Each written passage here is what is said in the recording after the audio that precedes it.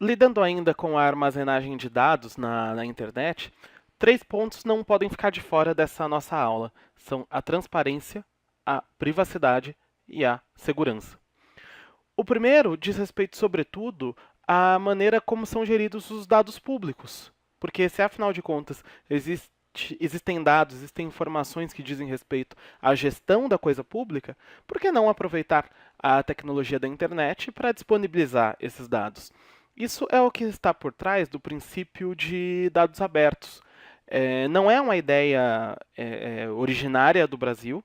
Os dados abertos fazem parte de uma discussão mundial e o governo brasileiro já implementou esse portal brasileiro de dados abertos, que ainda não é suficientemente conhecido, ainda não é suficientemente consultado, mas é uma primeira iniciativa para que a sociedade civil possa, de alguma maneira, acompanhar a gestão da coisa pública. Não é? Inclusive analisando quanto esses dados de fato são dados transparentes, o quanto faltam dados, o quanto os dados poderiam ser mais claros.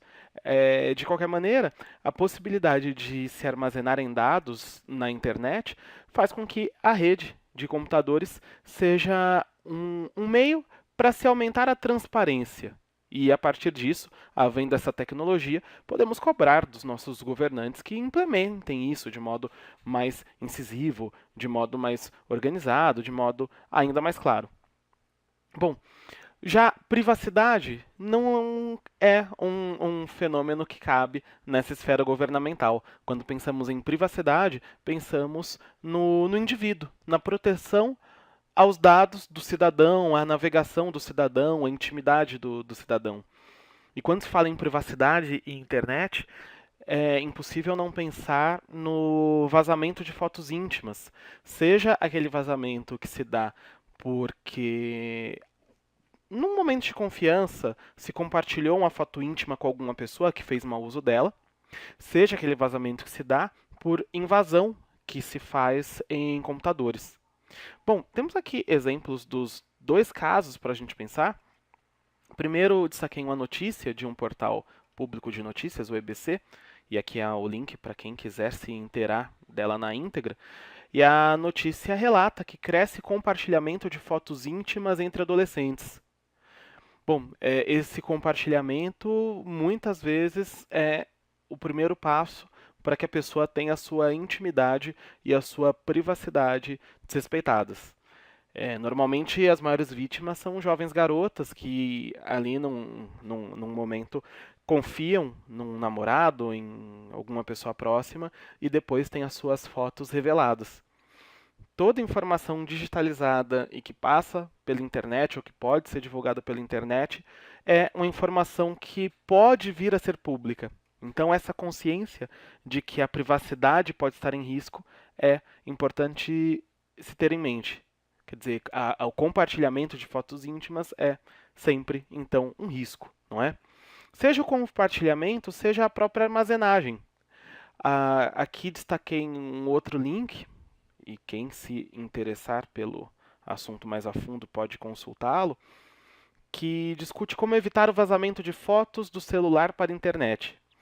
Não sei se você conhece essa ilustração aqui, mas esse símbolo de uma nuvem faz referência a uma série de serviços que armazenam os dados virtualmente. A nuvem é como se fosse uma pasta em que nós podemos deixar nossos arquivos à disposição nossa. Em princípio, o cadeado aqui revela isso, não é? Que outras pessoas sem a senha não teriam acesso a esse dado, que foi posto em nuvem. Porém, a ação de hackers ainda assim pode fazer com que a segurança aqui não seja completa. Não há senha que dê a segurança absoluta para o usuário que tem um dado seu disponível na rede mundial de computadores. Inclusive, personalidades já foram vítimas da ação desses hackers. Uma delas foi a atriz Carolina Dickman, que teve fotos íntimas divulgadas e que foram vazadas de um armazenamento como esse. Quer dizer, não foi uma foto que ela trocou com uma pessoa que depois se valeu disso para prejudicá-la. Não, a foto estava em princípio em ambiente seguro, mas foi acessada por hackers que as divulgaram.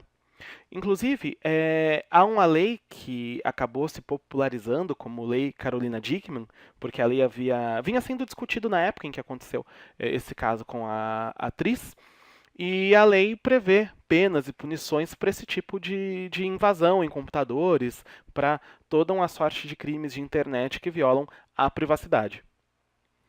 Bom, claro que isso tudo já envolve o terceiro item da nossa conversa, que é a segurança. Porém, a segurança pode ser expandida de novo para os dados públicos, pensando agora na espionagem. Talvez você tenha alguma lembrança do vazamento de informações da NSA, promovidas por um espião que, num momento de crise, acabou revelando detalhes por meio de um dossiê de como os Estados Unidos têm acesso a dados no mundo todo. Edward Snowden, o nome desse espião que acabou revelando o esquema.